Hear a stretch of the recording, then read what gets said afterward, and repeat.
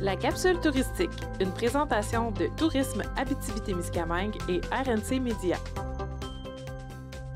La colonisation de l'Abitibi-Témiscamingue date d'il n'y a pas si longtemps. On sait que dès le début, les Premières Nations étaient présentes sur le territoire. Puis sont arrivés les prospecteurs, les travailleurs forestiers, les agriculteurs, les mineurs. Pour soigner tout ce beau monde, ça prenait des travailleurs et des travailleuses de la santé.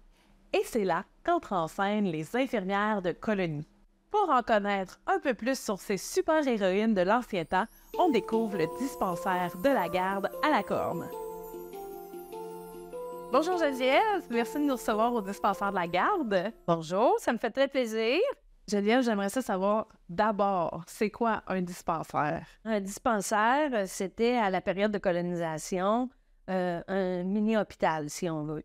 C'est un endroit où on venait pour recevoir des soins qui étaient prodigués par une infirmière de colonie. Et on n'avait pas d'hospitalisation, c'était souvent un suivi à domicile. Ici, c'est le dispensaire de la garde du chemin.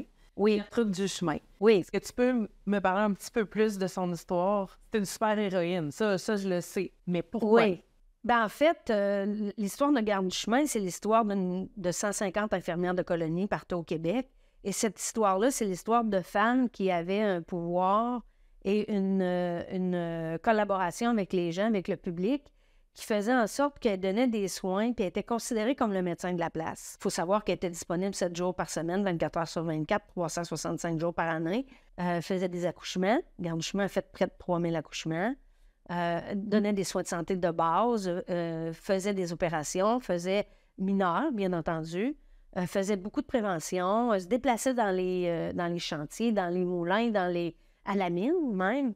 Et il faisait en sorte que les gens avaient quelqu'un sur qui compter. Cet été, si on vient au dispensaire de la garde, à quoi on peut s'attendre comme activité ou comme visite à faire? On a toujours la visite commentée guidée d'1 heure, 1 heure et quart, et la visite audio guidée qui pourrait être disponible. Mais c'est une visite en plusieurs temps chez nous. Alors, lorsqu'on entre au dispensaire, on va voir la vie de notre infirmière. On va passer de sa pratique. On va être au cabinet où on se trouve actuellement. On va voir qu'est-ce qu'elle faisait, combien ça coûtait, qu'est-ce qu'elle pouvait faire avec rien. La médecine traditionnelle, les herbages, un peu tout ça. On va voir sa vie personnelle, sociale. On va voir le féminisme au travers de tout ça. L'indépendance des femmes, bien entendu. Et puis, on va parler un peu de sa vie en général, là, de qui elle était et qu'est-ce qu'elle faisait. Et puis, en fait d'activité, est-ce que vous avez des nouveautés ou un offre supplémentaire avec la visite?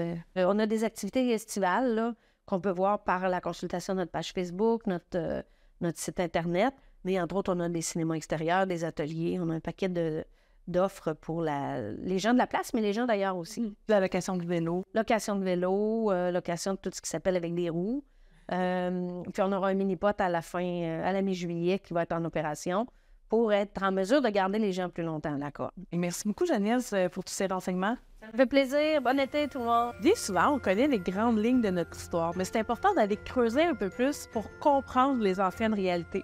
Ça nous permet d'apprécier la modernité et de s'émerveiller devant tout le progrès parcouru. Pour faire un saut dans le temps cet été, venez faire un tour dans l'univers de la garde du chemin au dispensaire de la garde à la Corne.